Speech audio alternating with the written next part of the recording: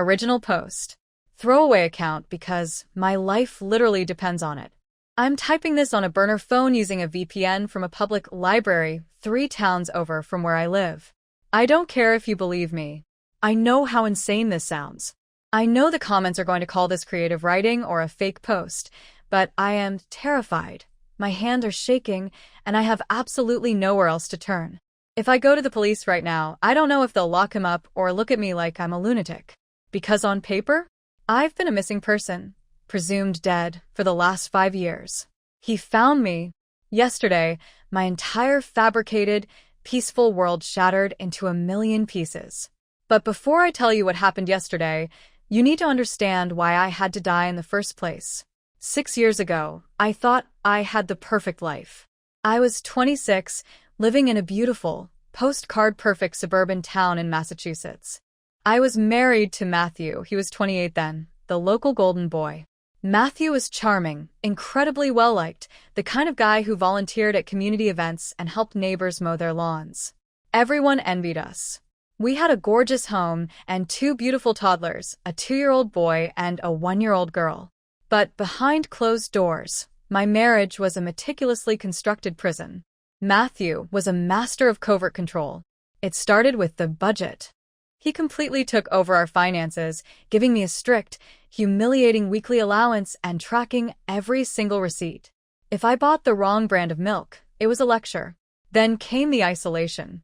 He subtly sowed seeds of doubt about my friends and my family until, one day, I looked around and realized I had no one left to talk to.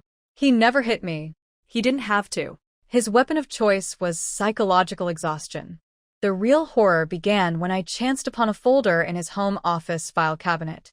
He had taken out a massive, multi-million-dollar life insurance policy on me. What made my blood run cold was the fine print, a very specific, sketchy clause regarding payouts in the event of mental health crises or self-harm, structured in a way that guaranteed him a massive lump sum. I tried to tell myself I was being paranoid, but a few days later, I woke up in the middle of the night to get a glass of water. I heard Matthew whispering in the downstairs hallway. It was a muffled, tense phone call with his estranged, toxic brother, Leo, a guy who had a rap sheet and whom Matthew allegedly hated. I crept down the stairs and caught fragments of the conversation. Matthew was saying, "Yeah, her depression is getting worse. She's been talking about ending it. I'm doing everything I can, but I'm worried she's going to do something drastic." My heart stopped. I wasn't depressed. I had never been suicidal. I was exhausted from his control. Yes, but I loved my babies more than life itself.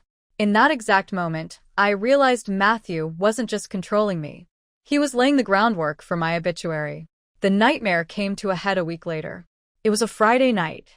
Matthew was uncharacteristically sweet, insisting on pouring me a glass of my favorite red wine while we watched a movie. I took a few sips, but it tasted off, bitter and metallic.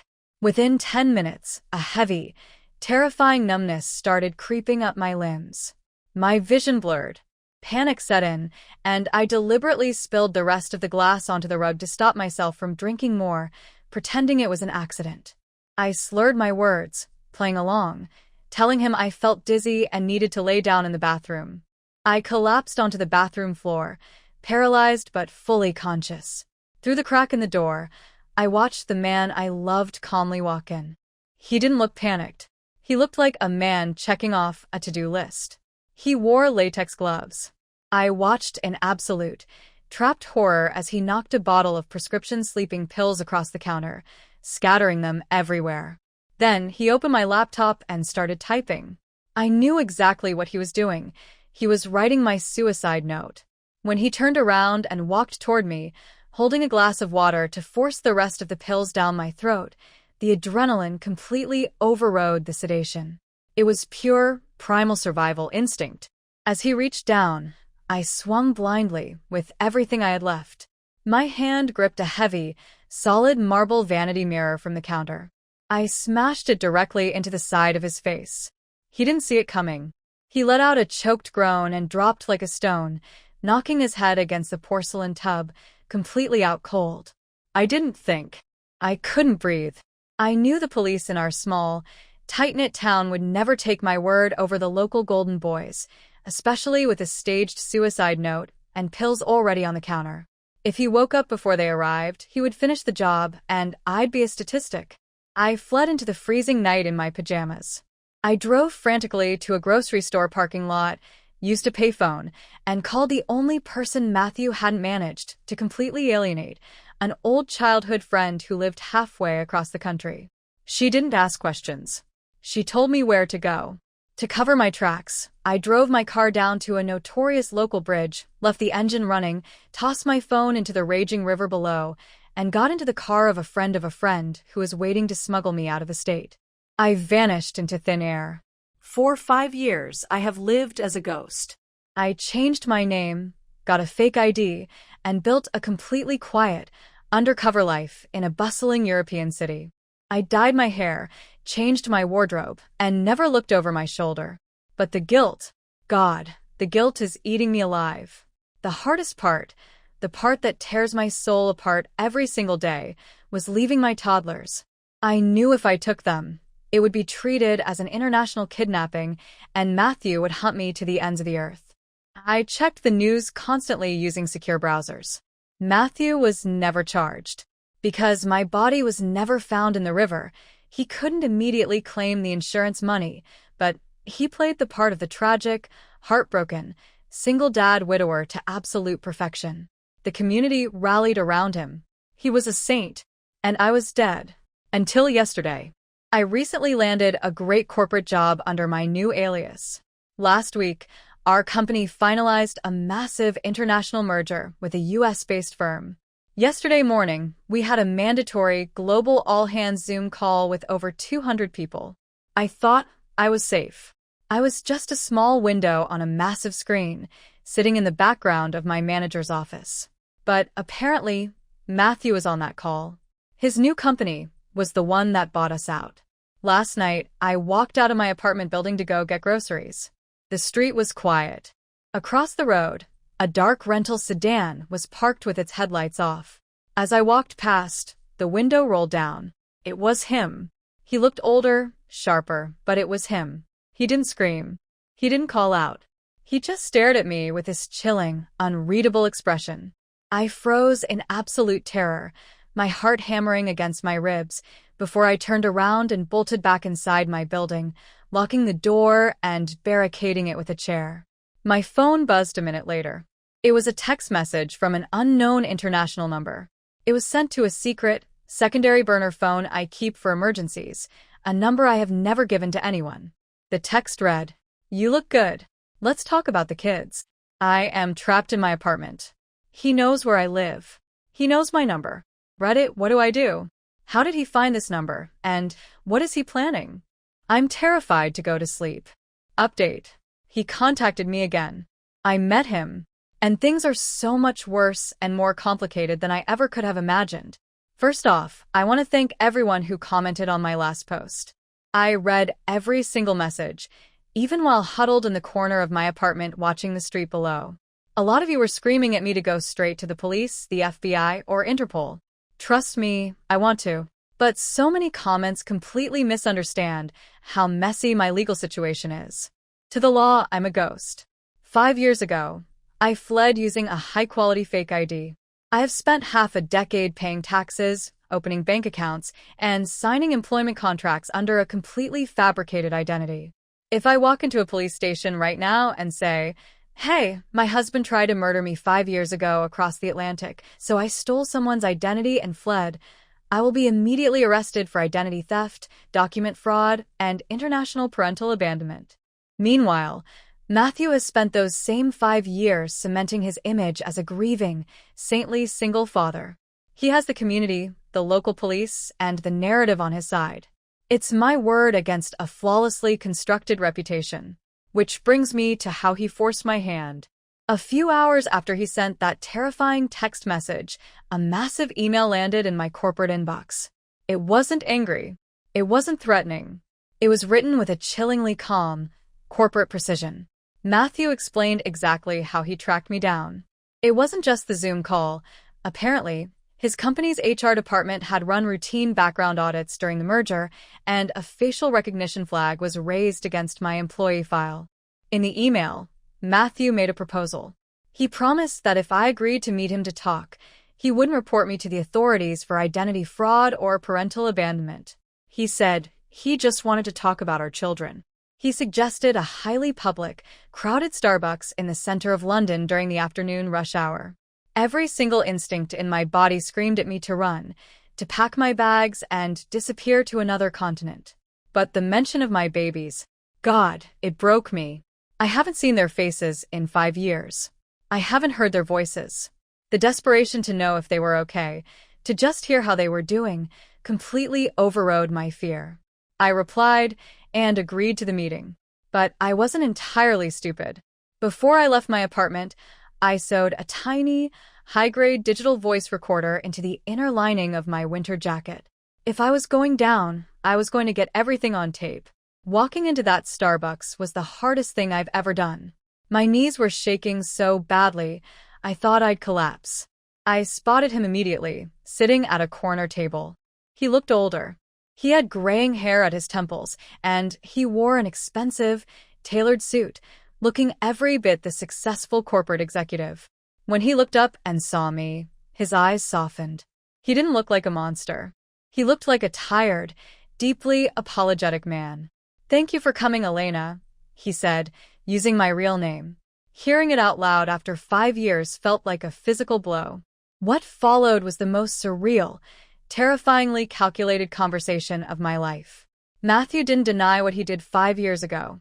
Instead, he weaponized a disgusting amount of therapy speak. "I want to take accountability for my actions," he said, looking directly into my eyes with intense, rehearsed sincerity.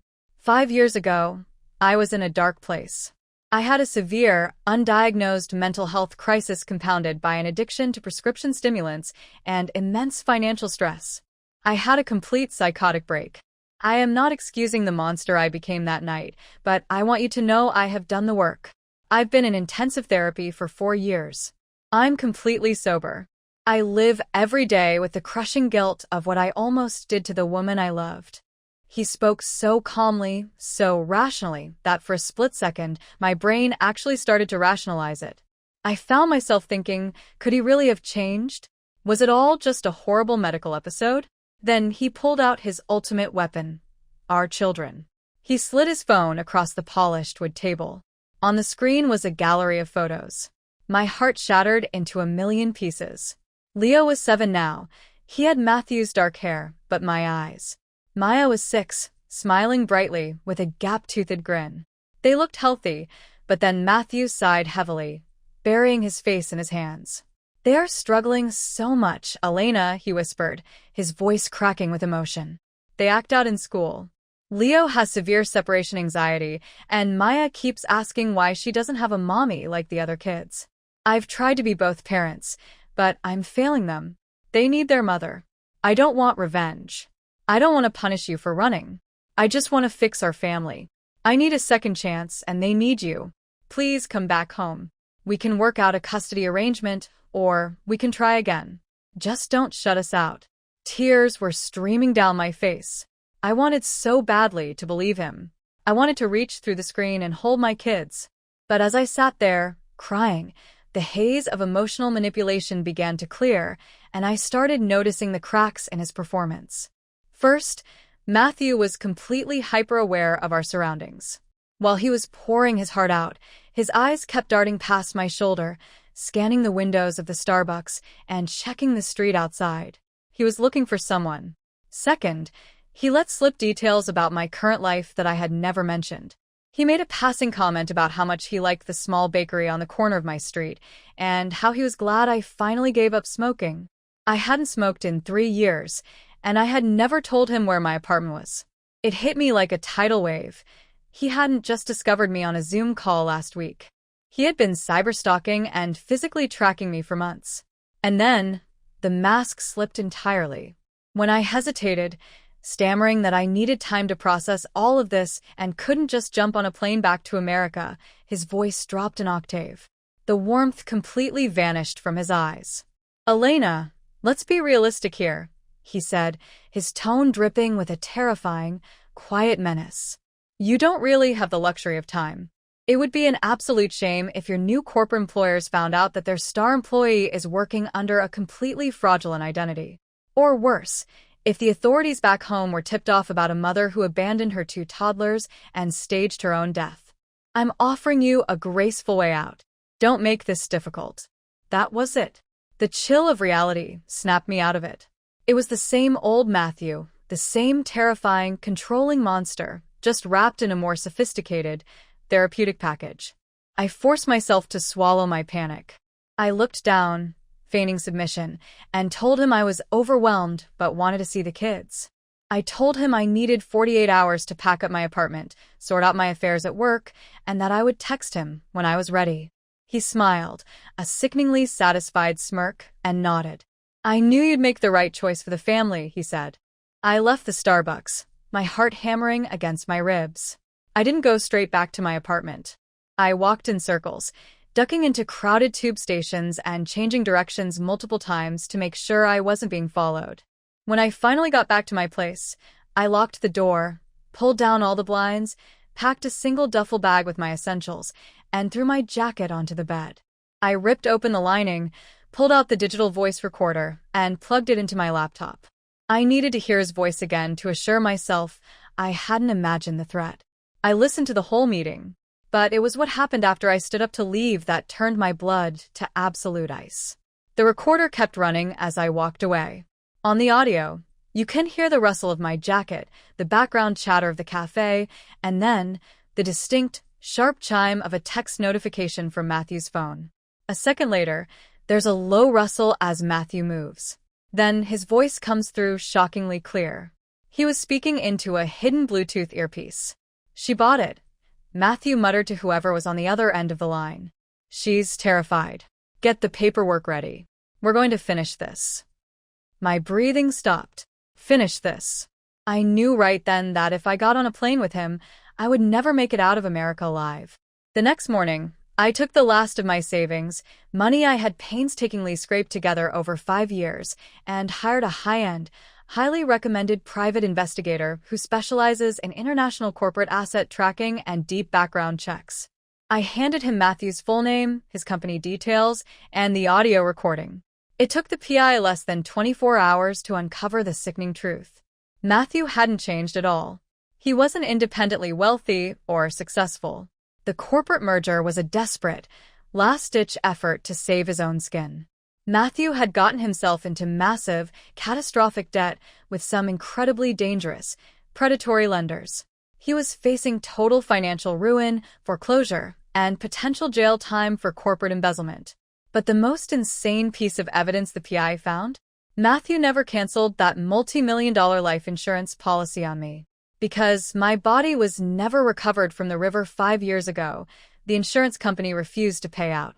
In our state, a missing person without a body cannot be legally declared dead for tax and insurance purposes until 7 years have passed.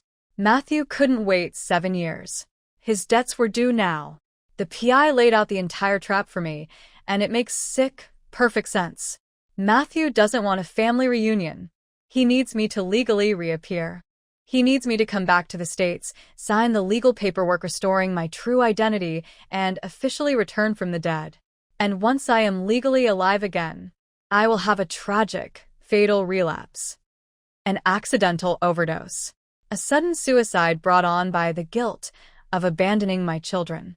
With a body, a restored legal identity, and a pre-existing history of depression that he meticulously documented with his town neighbors and his toxic brother 5 years ago, the insurance company would pay out the multi-million-dollar claim instantly. He would clear his debts, keep his saintly widower reputation, and get rid of me forever. The PI also checked on my kids. They aren't acting out or struggling the way Matthew described. They live mostly with my wonderful, elderly aunt who thinks I'm dead, and they are doing as well as can be expected. Matthew just uses them as props when it suits his narrative. When I realized the sheer depth of this trap, something inside me shifted. The terror that has consumed me for 5 years completely evaporated, replaced by a cold, burning, furious rage. He thinks I'm the same terrified 26-year-old girl who ran into the night in her pajamas. He thinks his therapy speak and his threats have broken me. He thinks I'm walking right into his slaughterhouse. I am done running. I am done living like a ghost while a monster raises my children and plots my murder. I am not going to flee to another country and wait for him to find me again. I am going to use myself as bait. I'm going to give him exactly what he thinks he wants, and I am going to walk straight into his trap, with a trap of my own. I'm currently working with my PI and a legal team to set up a sting. Wish me luck. The next time I update, I'm either going to be a free woman, or the trap is going to spring. Final update. I know it's been a grueling 3 weeks since my last post, and I'm sorry for leaving you all hanging. My inbox has been completely flooded with people checking in on me, terrified that the worst had happened. I had to go entirely dark for my own safety and to ensure I didn't compromise the investigation. But today, I am typing this from a sunlit kitchen in a secure location, watching my children play in the backyard. The nightmare is officially over. Here is how we brought down the monster. After discovering the truth about the life insurance policy and hearing that horrific audio snippet of Matthew telling his accomplice to get the paperwork ready, my private investigator didn't mess around.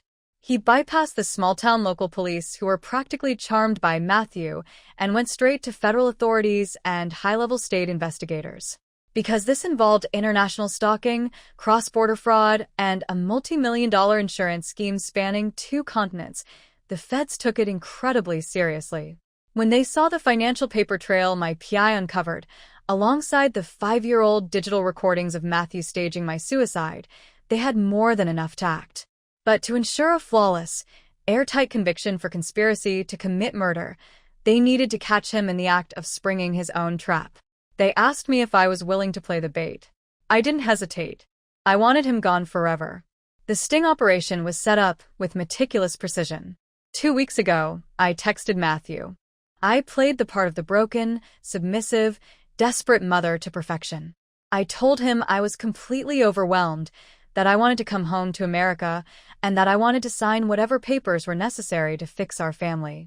But I told him I was too fragile to see the kids immediately. I suggested we meet first at a secluded, upscale Airbnb I had rented in a quiet, wooded area outside of Boston to reconnect privately and sign the initial documents without the children seeing me cry.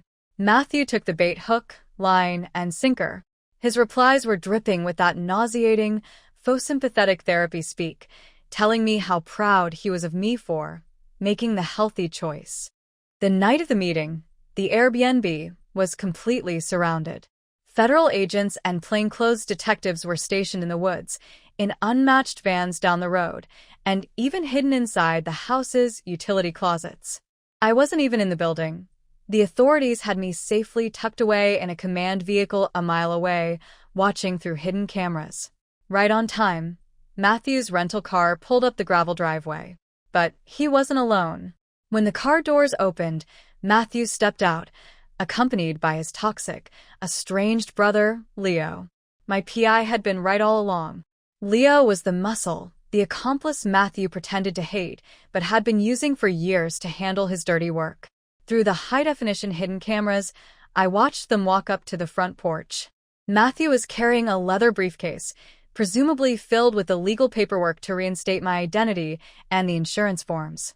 But as they reached the door, I saw Leo subtly adjust a pair of heavy leather gloves and slip something into his coat pocket. They truly thought they were walking into a house with a vulnerable, isolated woman whom they could easily overpower, forced to sign the papers and terminate. The exact second Matthew turned the doorknob and stepped inside, the house erupted. Federal agents. Don't move. Get on the ground. The flashbangs were blinding even through the camera feed. Within 3 seconds, a dozen heavily armed tactical officers swarmed the living room from the back bedrooms and closets. Matthew didn't even have time to scream. The look of absolute, unadulterated shock and terror on his face when he realized his submissive, broken wife had outsmarted him was the most beautiful, vindicating thing I have ever witnessed. Both he and his brother were slammed onto the hardwood floor and handcuffed in seconds. During the search of their vehicle, Authorities found heavy sedatives, zip ties, and a pre-written suicide note typed out on a laptop, mirroring the exact method Matthew had tried to use on me 5 years ago. They had caught them red-handed.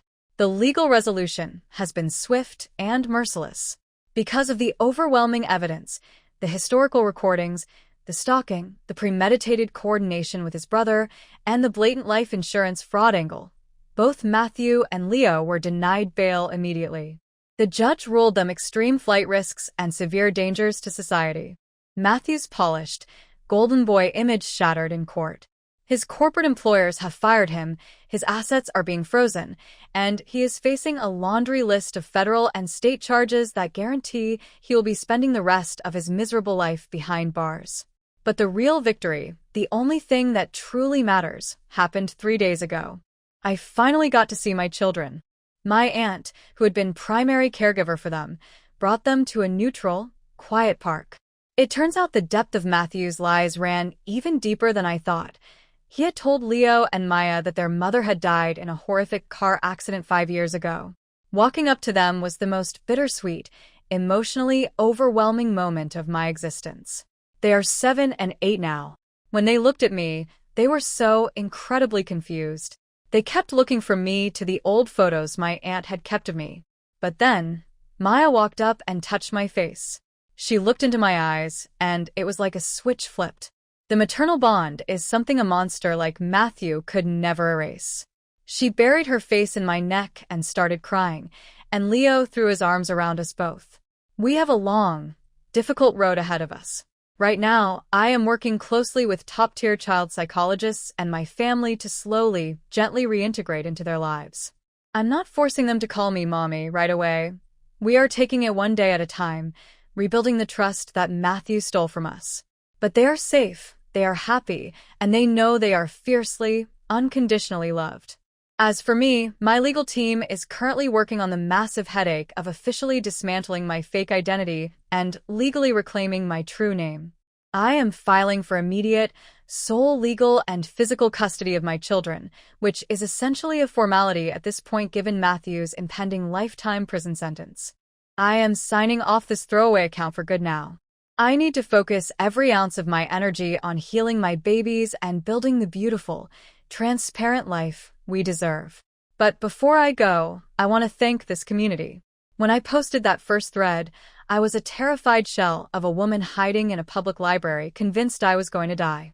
Your validation, your urgency, and your support gave me the courage to stop running and finally fight back. If there is one thing I want you to take away from my story, it's this: abusers do not change. They don't grow, they don't heal through therapy speak, and they don't suddenly develop a conscience. They just get better at acting, better at hiding their tracks, and better at manipulating the people around them. Trust your gut. If a situation tastes bitter, spit it out and run.